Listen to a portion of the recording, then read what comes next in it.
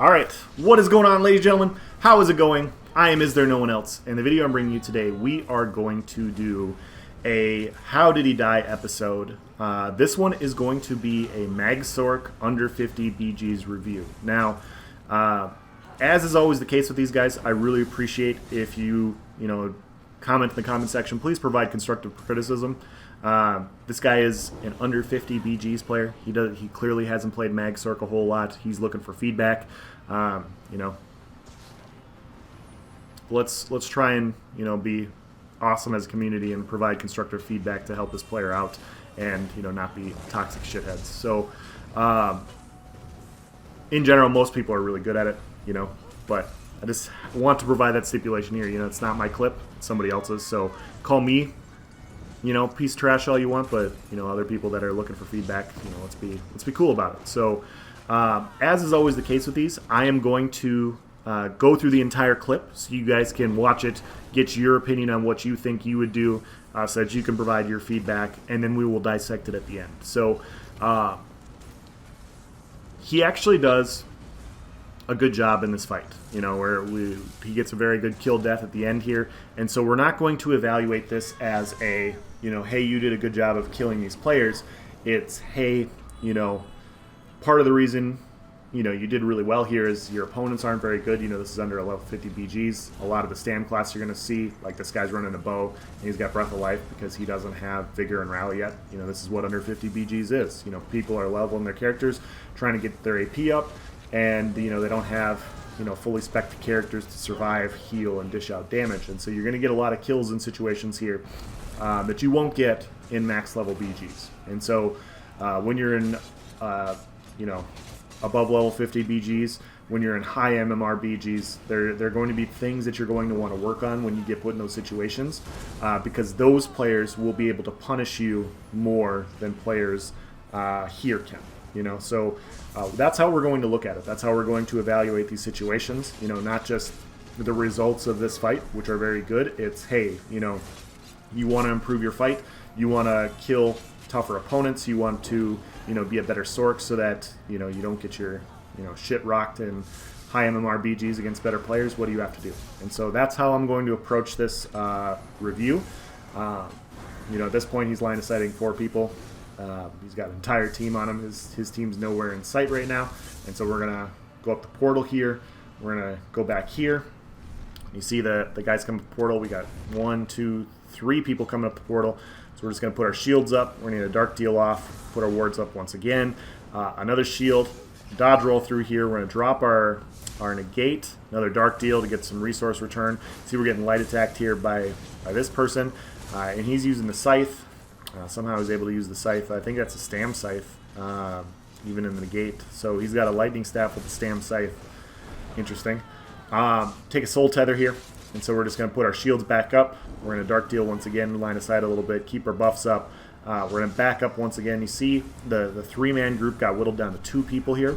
So that line of sight there allowed him to kind of get away from one of the people so that he can focus on this person right here. This person's going in with the scythe. He dies. And so now we're just going to Mage's Wrath, Frag, Curse. You see now, so instead of it being a 3-on-1, it's 2 different 2-on-1s, which allows you to go on the offensive a little bit more. When you're taking a lot less damage, 1 person less is very valuable. So then it allows you to, dish out combos a little bit more easily. It allows you to sustain a little bit better. It's not easy to sustain resources outnumbered in BGs. And so he's doing a really good job here of maintaining his resources, going offensive. He drops an Atro here. He sees this guy not really healing up, so he's going offensive. Gets another kill here. So this person decides to run away before he gets the kill, and the fall damage doesn't finish him off, which is too bad. Gets Force Pulse off, but doesn't get the kill. We're going to fast forward ahead once again. He's free casting on people down there, and now we got Reds coming around the corner. But at this point, we got teammates. We're going to dodge roll the vulnerability ult. Really good dodge roll there. Keep our shields up, pop our rapid regen, and we're just kind of waiting on our team to come. We're going to Mage's Wrath here. A couple Force Pulses. We get a kill there. Curse. That guy almost dies. He falls down. We get the kill there for fall damage. We're going to kill him anyways. And now, at this point, we got our teammates, and everybody does a really good job of just focusing people here. And so we're trying to get this kill right here. We do get that kill. We got a few more people coming around the corner, so everybody just kind of turns, drops the Atro. We got one person at low health here going for the couple Mage's Wraths. Buddy drops a healing ult, keeps everybody alive. Other buddy drops Permafrost, kind of stuns everybody in here. We got this person almost dead, couple Force Pulse Weaves with a frag, get another kill there, and just a nice little cleanup. See the score is pretty well in hand. We got 2 more greens coming. We got the Atro still up, so we're just going to interrupt this with... Oh, we're running Crushing Shock. Okay. So, a couple Mage's Wraths. Get another kill there. Mage's Wrath, Curse, hard-casted frag. We get a low health, another kill there. And now we're just going to the end here. Victory is assured at this point, so now we're just, buffing up our death recount, or our kill-death ratio. We got a bunch of people in the corner here, so we're just Force Pulse, Mage's Wrath, Force Pulse, Mage's Wrath, got a Curse, another dodge roll right there, another Mage's Wrath, drop an Atro. Atro is going to do a lot of AoE pressure, as well as, just help you finish off opponents. A couple more kills, and this is over. Buff our shields up. Buddy comes in with a Permafrost here. We're going to get 2 quick kills here, and that's going to be the end of the fight. So, what can be done differently? We're going to dissect this from the beginning. You see he's got a frag. He's not really lining up his Curse. We take a stun. We dodge roll. We're Force Pulsing here. We dodge roll once again. And so the first thing I'm going to say is he's not really pressured here at this point, and he's dodge rolling a lot. As a Mag Sorc or a Mag class in general, you really want to use your shields. Rely on your shields first. Sometimes you're going to have to dodge roll. You're going to have to dodge roll incoming damage. That point wasn't a point where you needed to. It was a 3-on-2 situation. They weren't really pressuring you. Rely on your shields. Know that your shields are going to protect you. And this is just going to come with more practice of playing the class. A well-timed CC at any point in that fight could have ended him, because he was at almost no stand the entire time, and with no shields up. And so, against somebody better, they're going to punish you in that situation if you're dodge rolling too much. Once again, we take another dodge roll here. We're hard casting a frag. We're trying to whittle this guy's health bar down. They don't really have strong healing yet, because it's lower level players. He's level 18. We dodge roll again. You see we're at low stam. If we took a stun here, we probably wouldn't be able to CC break it.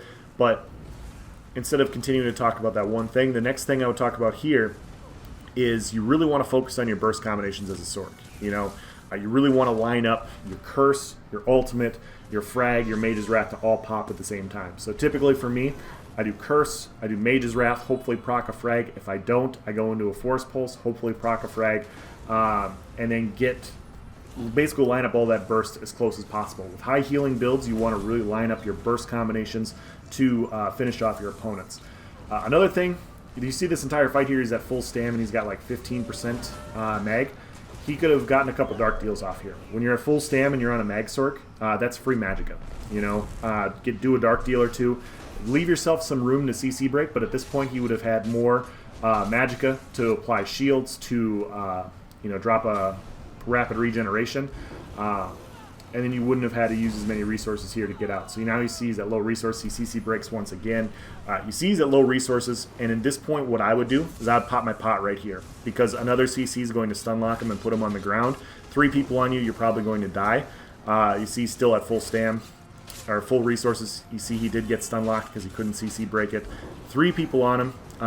In a higher level BG, with 3 people on you like that, that's death. That's definitely a death right there, and you'll be respawning. Oftentimes you do want to save your pot for the health bonus, but when your stam is that low and you have access to dark deal and stuff, you really want to use that pot to get your stam back.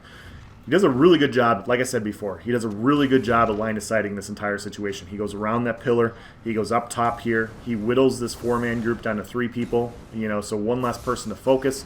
That dodge roll there, in my opinion, is not that bad. He still has stam to CC break here. And you see here, he does a much better job in this part of the fight, maintaining his stam and relying on his shields. Another dodge roll there that he didn't have to, but he had a pot up. He popped the pot right away. You see now he's at full stam. Once again, relying on your shields, relying on your heals in these spots so that your stam isn't low the whole time is really going to be crucial when you're at a higher level BG. But his movement here is very good, in my opinion. He's doing a very good job of just kind of weaving around spots when he needs to, Going around a pillar, just avoiding this little bit of damage really helps. And so turning this 4-on-1 into a 3-on-1 and then a 2-on-1 so he can get a kill, and then turning it into another 2-on-1 so he can get another kill. This is all really good stuff. A lot of players, they just kind of get tunnel vision and they decide they want to try and face tank everybody. Know what your build can do. Know if you can face tank, know if you can't. If you don't think you need to face tank and you can go full offensive, then just go full offensive. There's no need to line of sight if you don't have to. But if you do have to line of sight and you do need to avoid some incoming damage, take advantage of the terrain around you. And this is what he does. I think in general, his movement is probably the best aspect of this entire gameplay. Just being able to move. And once again, this is another good spot where he does really good movement. But as is always the case with playing a new class, it's really working on burst combinations. This is a good dodge roll, getting out of the vulnerability ult, a shield, rapid regen, that's really nice. A dark deal to get some heals back, this is really nice. See that quick line of sight, just a way to avoid damage, just so you can get your heals back up and come back in and go offensive, get another couple quick kills there. See, and it's just going to take time. When I first started playing Magsork, I went from Stamina Nightblade to Magsork. And Stamina Nightblade, your first thought is, I got incoming damage, I'm gonna dodge roll, and then you try and play Magsork and you do the same thing.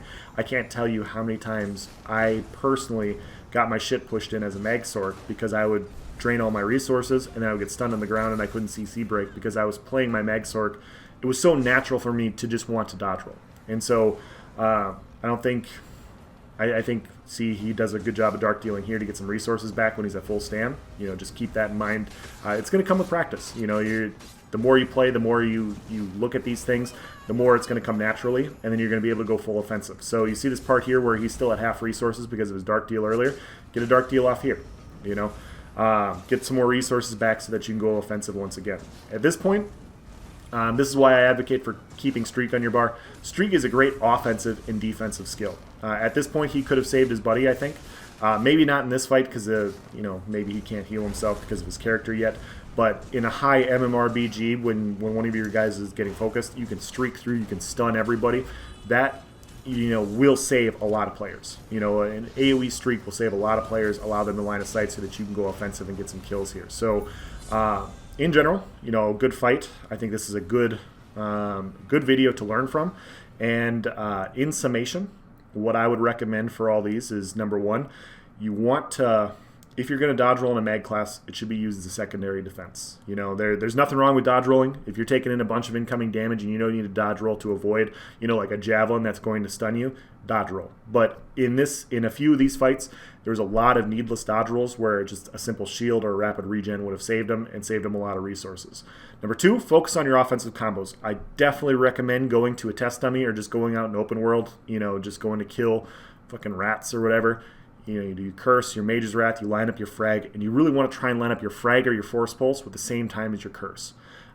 If you can get those down, your higher healing opponents like your Magplars, your Mag Crows, your Stam DKs, you're going to put a lot of pressure on them and make them really go on the defensive, and that's what you're going to want to do against high-level opponents. Number three, when you're at full stam and no pressure, look to dark deal resources back. I brought it up a few points. It's just going to come with time. You want to save your stamina. So that you can CC break and all this, but when you're at full resources and it's going to come back a little bit quicker than your mag is, get some mag back. And then number four, incorporate Streak as an offensive and defensive weapon. Streak is one of the best skills in the game. It is probably the best skill that Magsork has at their disposal right now. It allows you to line of sight. It allows you to get the distance if you need to. It allows you to use it offensively. Curse, frag, Curse, Mage's Wrath, frag with a meteor combination of all that landing, and then you streak to stun them so that they eat it all, is going to delete so many opponents. It takes practice. It really takes some muscle memory to incorporate. Every time I hop on my Sork, I have to relearn how to do all that all over again, but it can be done. I highly recommend going to check out Malcolm on his Magsork so you can see his combinations and what he does. He's a Magsork god, but using Streak is very important. And so I would take something else off your bar. You could take off your crit surge, you could take off one of your shields, since you have rapid regen, since you have your armor buff. One of those, Streak needs to replace one of those skills in my opinion because it's that good of an ability. And so Its ability to be used offensive and defensively is invaluable. In high MMR BGs, like I said before, you can save your opponents or you can finish off opponents. You can save your buddies or finish off your opponents more quickly. So I highly recommend running Streak right now. So that's going to be the end of this video. If you guys have any questions or comments, please provide in the section below. If you guys have any tips for our guy here looking for feedback, please provide in the section below. If you want to potentially be featured on one of these How Did He Die segments, you can send me your videos at istherenoneelse@gmail.com. I will look it over. If I think it's worth posting on here, I think it's got some good stuff to where we can provide information to the community, I will use it. As is always the case, guys, I appreciate you. Thank you for watching. Have a nice day.